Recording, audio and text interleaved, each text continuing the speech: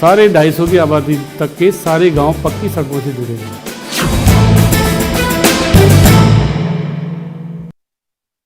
नमस्कार, आप देख रहे हैं न्यूज़ 18 राजस्थान। खास मुलाकात में आपका स्वागत है। आज हमारे साथ खास मेहमान हैं प्रदेश के हेल्थ मिनिस्टर प्रसादी लाल मीणा जी। सर, आपका बहुत बहुत स्वागत हमारे इस खास कार्यक्रम में। धन्यवाद। 1985 में पहली बार आप विधानसभा में आए थे, तब से 4 बार आप लगातार विधानसभा में रहे और अपने एक लंबा राजनीतिक कैरियर है आपका। अपने इस राजनीतिक सफ़र को आप किस तरह से देखते हैं? 1985 में पहली बार विधायक बनने के बाद लगातार 4 बार तक विधायक और 1 बार मंत्री रहे। ये लगातार बनने से ही क्षेत्र का विकास हुआ और 1 बार बनने वाला कोई भी व्यक्ति विकास नहीं करवा सकता है। जनता दोबारा चाहती, विकास करते हैं तभी जनता दोबारा चुनकर भेजती है। अगर पहली बार में ही हम काम नहीं करेंगे, जनता की अपेक्षाओं पर खरा नहीं उतरेंगे, तो दूसरी बार जनता मौका कभी नहीं देती है। इसलिए निश्चित रूप से मैंने जो पहले कार्यकाल में काम किया, मैं पहला इलेक्शन बहुत कम वोटों से जीता था, करीब 1,500 के करीब। जब मैंने पूरे बिजली का काम, सड़कों का काम, मैंने करीब 5 साल के कार्यकाल में 100 गांव में बिजली लगाई। पहली बार लालसोट में 1985 के बाद 12वीं का स्कूल था।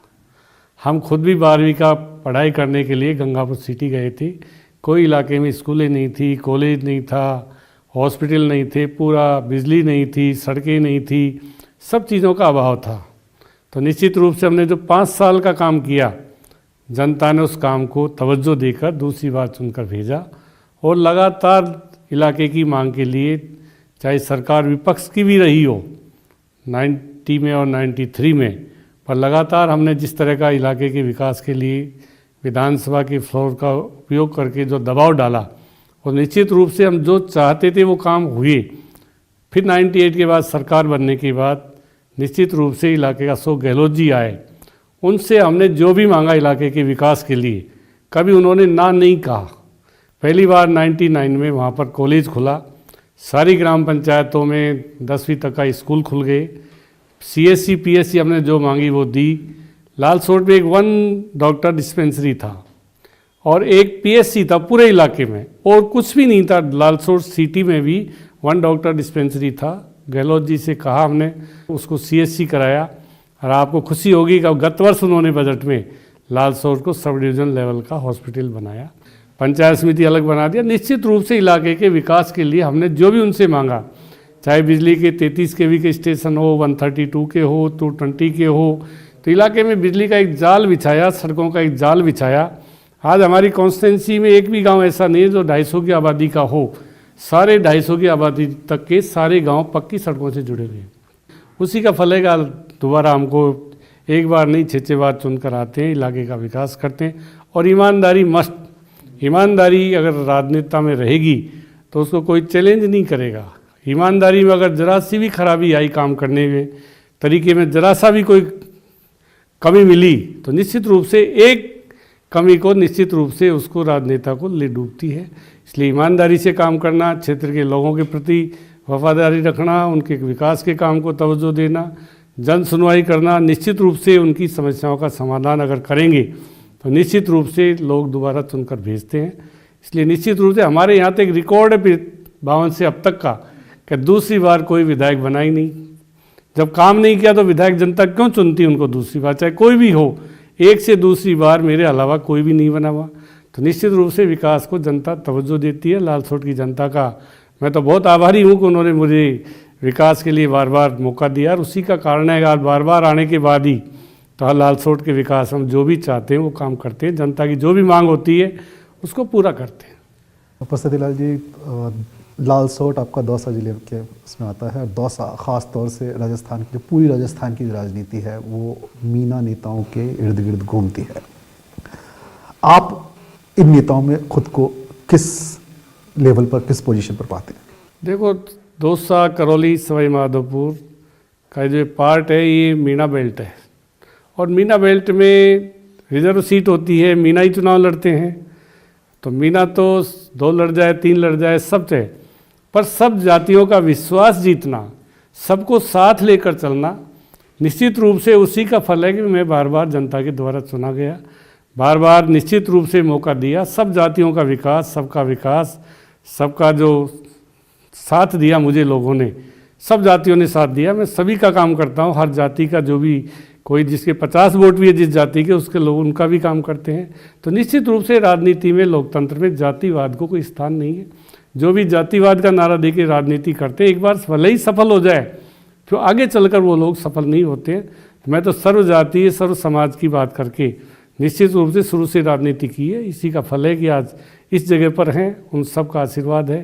तो ये हमारे जो मीना बेल्ट का विकास नहीं हुआ, जैसे करौली, सवाई माधोपुर, दौसा, आज निश्चित रूप से हम कह सकते हैं कि गहलोत जी के आने के बाद दौसा का भी विकास हुआ, सवाई माधोपुर का भी हुआ। तो ये अशोक जी ने जितने भी काम किए, निश्चित रूप से बिना राजनीतिक भेदभाव के उन्होंने इस इलाके का विकास किया है।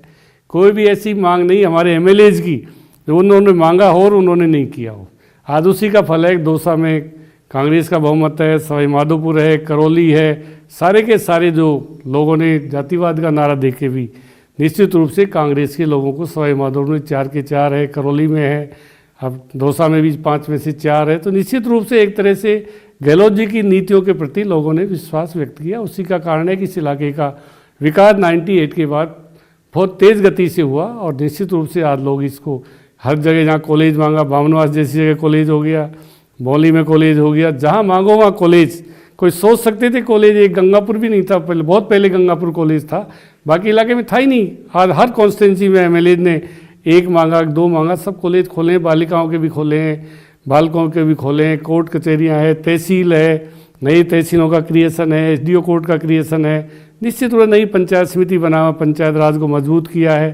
तो निश्चित रूप से अशोक जी ने जो ये विकेंद्रीकरण किया है सत्ता का, उसी का फल है कि आज निश्चित रूप से अशोक जी के प्रति लोगों का विश्वास है। सरकार ने विकास के काम किए। कोई ये नहीं कह सकता अशोक जी से ये किसी विधायक ने ये मांगा और वो नहीं दिया हो। इसलिए निश्चित रूप से विकास के लिए लोग, जनता वोट देगी, दिया है और आगे भी देगी। इसीलिए जनता आप पर विश्वास करती है और मुख्यमंत्री अशोक गहलोत आप पर विश्वास रखते हैं। प्रसादी लाल मीणा जी से बातचीत का सिलसिला जारी रहेगा। यहाँ रुकते हैं एक छोटे से ब्रेक के लिए। 4 बार आप लगातार विधानसभा में रहे। विकास करते हैं तभी जनता दोबारा चुनकर भेजती है। तो गहलोत जी आए, उनसे हमने जो भी मांगा इलाके के विकास के लिए, कभी उन्होंने ना नहीं कहा। सारे 250 की आबादी तक के सारे गांव पक्की सड़कों से जुड़े हुए हैं।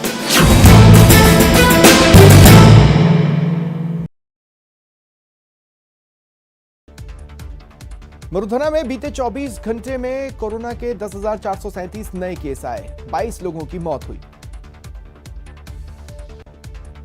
नई दिल्ली में पिछले 24 घंटे में कोरोना के 4,483 नए केस आए, 28 मौतें दर्ज की गई।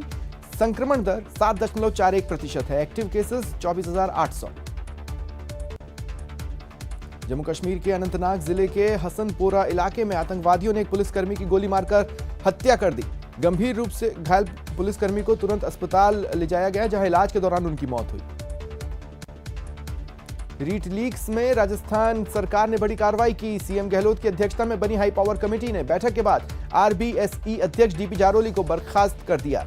साथ ही सचिव अरविंद कुमार को सस्पेंड किया गया। दौसा के लालसोट में चिकित्सा मंत्री प्रसादी लाल मीणा ने जनसुनवाई की और झोलाछाप डॉक्टर्स पर कड़ी कार्रवाई के निर्देश दिए। लोगों से भी झोलाछाप डॉक्टर्स से दूर रहने की अपील की। रीट लीक्स मामले में जयपुर में एबीवीपी ने शिक्षा संकुल पर प्रदर्शन किया और रीट को रद्द करने की मांग की। साथ ही मामले की जांच सीबीआई को सौंपने की मांग उठाई। डूंगरपुर के माड़ा गांव में एक कलयुगी बेटे के अपने पिता की कुल्हाड़ी से हत्या उसने कर दी। फिलहाल आरोपी बेटा फरार है। बारां की हरिजन बस्ती में रहने वाले एक युवक ने अपने ही घर में फरवरी तक वैक्सीनेशन का टारगेट हासिल कर लिया जाएगा। कई जिले हमारे 100% कर चुकी है। नए साल के जो ये जश्न है, ये सेलिब्रेशन है, इस पर रोक लगानी चाहिए, वरना केसेस बढ़ेंगे। और उस टाइम आप ही की सरकार के मुख्यमंत्री थे जो आपसे सहमति नहीं रखते थे। वो बात, सब मंत्रियों को अपनी बात कहने का अधिकार है मुख्यमंत्री जी का आगे। ब्रेक के बाद आप सभी का खास मुलाकात में एक बार फिर से स्वागत है। बात कर रहे हैं हम प्रदेश के हेल्थ मिनिस्टर प्रसादी लाल मीणा जी से। सर, 2 महीने के करीब हुए हैं आपको प्रदेश का स्वास्थ्य महकमे का चार्ज संभाले हुए। कोरोना के पिछले साल और उससे पहले साल जो लहर आई थी, पहली और दूसरी लहर, उसमें राजस्थान एक मॉडल स्टेट बन के उभरा था। यहाँ के भीलवाड़ा मॉडल को वर्ल्ड लेवल पर सराहा गया था, उसकी प्रशंसा की गई थी। अभी तीसरी लहर चल रही है और हालांकि हॉस्पिटलाइजेशन कम है। कितना विभाग तैयार है खासतौर से वैक्सीनेशन को लेकर? देखो, दूसरी लहर से हमने सबक सीखा है। दूसरी लहर में जो कमियां थी उसको दूर करने के लिए विभाग ने और सरकार ने पूरी तरह से माननीय मुख्यमंत्री जी के निर्देश के बाद निश्चित रूप से विभाग ने बहुत सराहनीय कार्य किया। वैक्सीनेशन का काम यहाँ हमारे यहाँ कई जिलों में 7-8 जिलों में 100% फर्स्ट डोज हो गया, 80% से ऊपर हमारा एवरेज सेकंड डोज हो गया और निश्चित रूप से कई ज़िले हमारे दोनों डोज 100% कर लिया। और ये बहुत बड़ी उपलब्धि है कि हमने जो अपील की, मुख्यमंत्री जी ने जो अपील की, उसका असर जनता पर हुआ कि वैक्सीन की दोनों डोज लगने के बाद उसको कोई खतरा नहीं है। अगर कोविड हो भी गया तो उसको कोई खतरा नहीं है, कोई ज़्यादा ओमिक्रॉन से भी कोई खतरा नहीं हुआ ना। निश्चित रूप से तो हमने जो भी तैयारियां की, हमारे ऑक्सीजन का पहले दूसरी लहर में बहुत संकट आया, पूरे देश से हाहाकार मचा ऑक्सीजन के लिए। बाहर से हमको आवंटन किया भारत सरकार ने, उसमें भी भेदभाव किया हमारे साथ। हमने खुद ने, सरकार ने खुद ने 40,000 ऑक्सीजन कंसंट्रेटर खरीदे, 500 से अधिक हमने ऑक्सीजन प्लांट लगाए, जो हॉस्पिटलों को हमने सीधे ऑक्सीजन से जोड़ दिए। निश्चित रूप से हमने आईसीयू बेड कम से कम 20,000 बनाए। तो जो भी जनरल बेड थे, वेंटिलेटर थे, सारी जो सुविधाएं जिनका अभाव पिछले समय हम महसूस कर चुके, उन सब कमियों को हमने एक तरह से दूर करके आज सरकार पूरी तरह तैयार है। चाहे दवाइयाँ हो, उस समय रेमडेसिविर इंजेक्शन की भी बहुत कमियाँ आई, सारा स्टॉक आज हमारे पास है। सारी महंगी से महंगी दवाई, चाहे 40,000 का इंजेक्शन भी है, वो भी हमारे यहाँ पर उपलब्ध है। सारी दवाइयों का स्टॉक है, सारी व्यवस्थाएं हैं, ऑक्सीजन का है, डॉक्टर्स का है। निश्चित रूप से तीसरी लहर में भी केसेस काफ़ी आए जैसी आशंका व्यक्त की जा रही, पर हॉस्पिटलाइज बहुत कम हुई, डेथ भी बहुत कम हुई, लोग घर पर ही ठीक हो गए। तो हमने इनकी जांच के लिए भी एक व्यापक अभियान चलाया। आज 80,000 के करीब डेली जांच हो रही है। वैक्सीनेशन का अच्छा काम हो गया, हॉस्पिटल का अच्छा काम है। तो आज उसी का कारण है कि हमारे यहाँ डेथ कम है। अगर हमारे यहाँ वैक्सीनेशन नहीं होता, हो सकता है डेथ का आंकड़ा ज़्यादा हो, पर जनता ने समझदारी से काम लिया, हमारे विभाग ने अच्छा काम किया, कलेक्टर्स ने अच्छा काम किया, हमारे चिकित्सा कर्मियों ने अच्छा काम किया, घर घर जाकर उनको वैक्सीनेशन किया। और उसी का फल है कि आज हम अपने आप को राजस्थान सुरक्षित महसूस कर रहा है। चाहे भीलवाड़ा मॉडल हो, हमारे दूसरी लहर के बाद भी प्रधानमंत्री जी ने हमारे मुख्यमंत्री जी की तारीफ़ की थी। आज भी हमारा काम जो है ये मुख्यमंत्री जी की देन है कि उन्होंने प्रधानमंत्री जी को पत्र लिखा, वैक्सीनेशन फ्री करने के लिए कहा। उन्होंने कहा फ्री नहीं करेंगे, तो भी हमने कहा कि 30,000 करोड़ 3,000 करोड़ जितना भी खर्चा आएगा पर स्टेट के लोगों के लिए हम हमारे बजट से भी वैक्सीनेशन देंगे। फिर प्रधानमंत्री जी का फैसला हुआ कि वैक्सीनेशन हम फ्री देंगे। अच्छी बात है, स्वागत है, उनके लिए धन्यवाद है कि उन्होंने वैक्सीनेशन पूरे देश के लिए फ्री किया।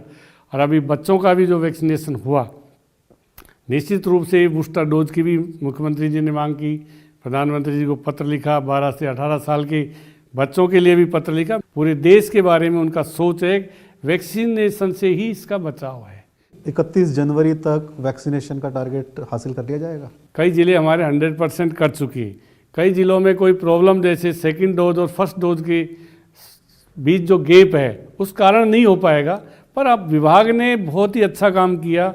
नहीं भी हो तब भी उनकी जैसे 84 डेज का गैप होना चाहिए फर्स्ट डोज और सेकंड डोज में, उसको भी निश्चित रूप से हम देखेंगे कहाँ पर हमारा काम संतोषप्रद है। आज उसी का फल है, सबने मिलकर जो बराबर काम किया उससे हमारे यहाँ पर डेथ रेट बहुत कम है। दूसरी स्टेट में देखें, वहाँ पर डेथ चाहे बम्बई हो, चाहे गुजरात हो, चाहे आपका केरल हो, वहाँ डेथ ज़्यादा है। दिल्ली हो, जो डेथ हुई है ये डेथ भी 60 साल से ऊपर वालों की हुई है। या तो उन्होंने वैक्सीनेशन नहीं करवाया या दूसरी बीमारियाँ थी, नेचुरल डेथ भी हम उनको कह सकते हैं। मंत्री जी, केसेस का नंबर अभी काफ़ी ज़्यादा आ रहा है कुछ दिनों से। आपने जब स्वास्थ्य विभाग संभाला था तो नए साल की तैयारियां चल रही थी, साल ख़त्म हो रहा था, और आपने उस वक्त कहा था कि ये नए साल के जो ये जश्न है, ये जो सेलिब्रेशन है, इस पर रोक लगानी चाहिए वरना केसेस बढ़ेंगे। और उस टाइम आप ही की सरकार के कुछ मंत्री थे जो आपसे सहमति नहीं रखते थे। आज जब इतने केसेस आ रहे हैं तो क्या आपको लगता है कि वो सख्ती की जानी चाहिए थी? देखो, अब बात, सब मंत्रियों को अपनी बात कहने का अधिकार है मुख्यमंत्री जी के आगे। फैसला मुख्यमंत्री जी जो भी करते हैं, जो भी वो सही ठीक समझते हैं वो करते हैं। अपनी बात कहने का अधिकार सारे मंत्रियों को है। कैबिनेट जब होती है तो अपनी अपनी बात कहते हैं, फैसला मुख्यमंत्री जी करते हैं। ऐसी कोई बात नहीं जिसके कारण कोई, उस समय इतना हमारा कोविड का था भी नहीं, पीक की संभावना तो पहले से थी, पर हर किसी को अपनी बात कहने का अधिकार है। ये मुख्यमंत्री जी का अधिकार है, वो कैसा महसूस करते हैं, कैसी रिपोर्ट आती है, फैसला करना उनका काम है। मंत्री अपनी बात कहते हैं, फैसला मुख्यमंत्री जी करते हैं। मंत्री जी से बातचीत का सिलसिला जारी रहेगा। यहाँ रुकते हैं एक छोटे से ब्रेक के लिए। 31 जनवरी तक वैक्सीनेशन का टारगेट हासिल कर लिया जाएगा। कई जिले हमारे 100% कर चुकी हैं। नए साल के जो ये जश्न है, ये सेलिब्रेशन है, इस पर रोक लगानी चाहिए, वरना केसेस बढ़ेंगे। और उस टाइम आप ही की सरकार के मुख्यमंत्री थे जो आपसे सहमति नहीं रखते थे। देखो, अब बात, सब मंत्रियों को अपनी बात कहने का अधिकार है मुख्यमंत्री जी के आगे।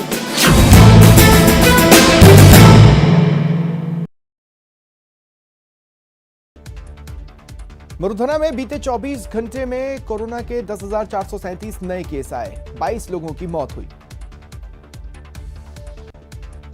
नई दिल्ली में पिछले 24 घंटे में कोरोना के 4,483 नए केस आए, 28 मौतें दर्ज की गई। संक्रमण दर 7.41% है। Active cases 24,800। जम्मू कश्मीर के अनंतनाग जिले के हसनपोरा इलाके में आतंकवादियों ने एक पुलिसकर्मी की गोली मारकर हत्या कर दी।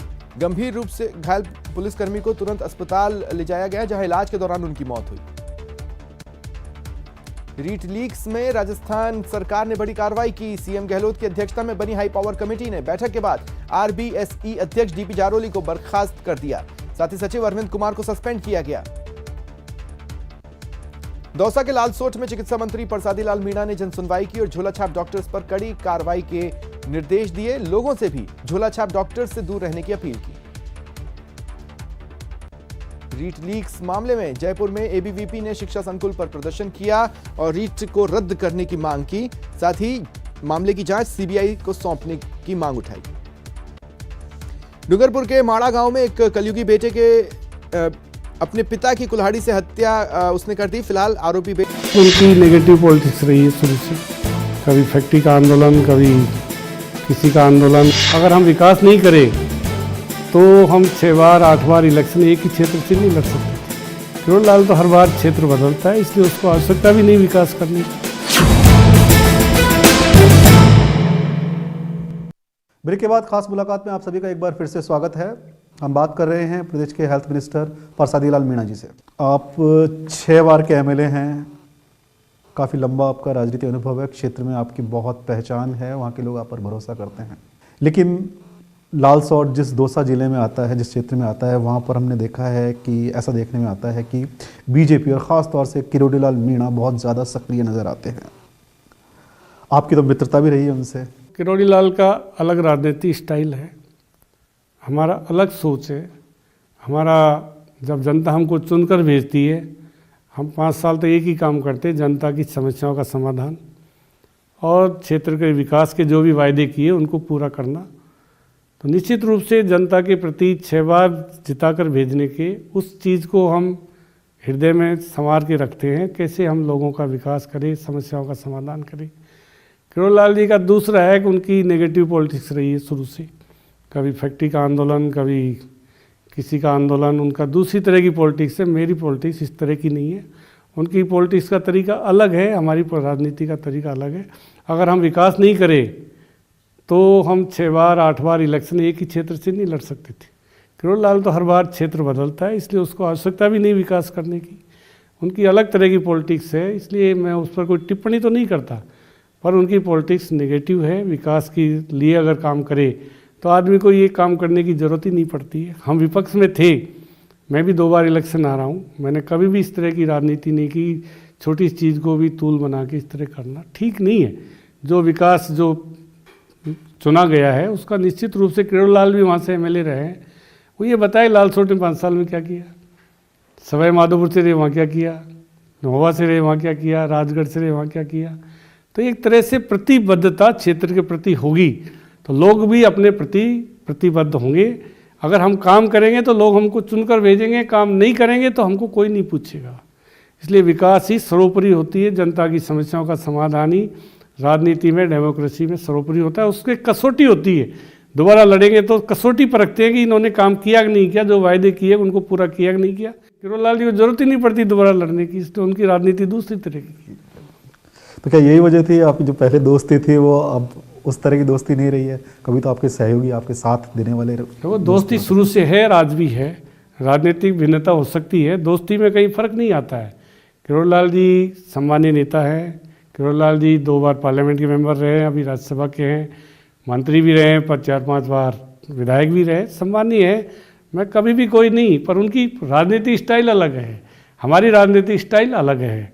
इसलिए कौन सी स्टाइल ठीक है ये तो जनता महसूस करती है कि विकास करना चाहिए या वैसे ही धरना प्रदर्शन करना चाहिए। ये जनता इन चीज़ों का, जब चुनाव आते हैं तब जनता इन चीज़ों को कसौटी पर परखती है। मंत्री जी, एक मुद्दा और है अभी किसानों की ज़मीन नीलामी का मुद्दा, कर्ज नहीं चुका पाने की वजह से किसान की ज़मीन का नीलामी का मुद्दा जो आपके क्षेत्र से शुरू हुआ। सबसे पहले वही मामला हाईलाइट हुआ। पहले किसान की क्या मदद हो, इस बात को लेकर हमने गंभीरता से विचार किया, और जो नीलामी करने का जो तरीका था वो गलत था। 4.25 लाख रुपए में जो एसडीएम ने जैसे बताया, 4.25 लाख में उसका सेटलमेंट के लिए बैंक तैयार था, बैंक की कहीं गलती नहीं थी। उन्होंने कह दिया कि इसको हम जमा कर देंगे, नया लोन इसको जारी कर देंगे, पर एसडीएम को गुमराह किया वहाँ के स्थानीय नेता ने, कहा कि वो तो हमारी बात को तैयार नहीं, बच्चे उस पर साइन नहीं करेंगे। अभी उसको खातेदार को डेथ हुए 2 महीने हुए थे, उसका नामांतरण भी नहीं हुआ बच्चों के नाम, अभी उसकी वाइफ के नाम भी नहीं हुआ। एक मरे हुए किसान की 2 महीने बाद ज़मीन नीलामी करना, निश्चित रूप से एसडीओ का भी उसमें गलती है, उसको देखना चाहिए पूरा प्रकरण। वहाँ पर 10 लाख का तो उसका पक्का मकान बनाया हुआ है, पूरे गेहूँ की खेती, सरसों की खेती, मूंगफली की खेती, पूरी खेती हो रही है, उसको पता ही नहीं कि हमारी ज़मीन नीलाम हो रही है, ये ध्यान नहीं उसको बताया नहीं गया। वो भूमाफिया का सबसे बड़ा दोस्त है जिसने एसडीओ को गुमराह किया, तो निश्चित रूप से उसकी जांच होनी चाहिए। 1 करोड़ की ज़मीन के ज़्यादा भी हो सकती कीमत, क्योंकि रामगढ़ तहसील हो गया, एसडीओ हो गया, पंचायत समिति हो गई, कॉलेज हो गया, तो रामगढ़ पचवारा की डीएलसी ऑटोमेटिक दुगनी तिगनी अपना आप ही हो जाती है, तब डेवलपमेंट होता है। उसी को देखते हुए भूमाफियाओं ने इस किसान की बिना बताए ज़मीन को नीलामी की।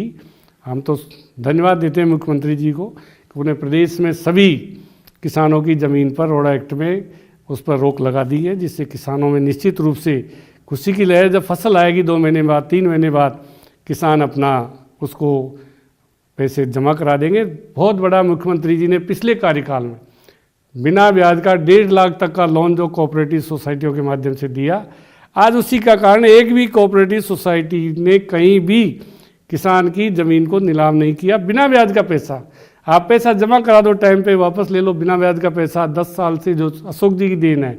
हम भारत सरकार को कहना चाहेंगे, अगर वो किसानों की हितैषी है, जैसे अशोक गहलोत ने बिना ब्याज का पैसा 1.5 लाख तक का दिया, उससे भारत सरकार को भी चाहिए किसानों को बिना ब्याज का केसीसी और ब्याज का पैसा, बिना ब्याज का पैसा देना चाहिए। 500। इस न्यूज के सह प्रायोजक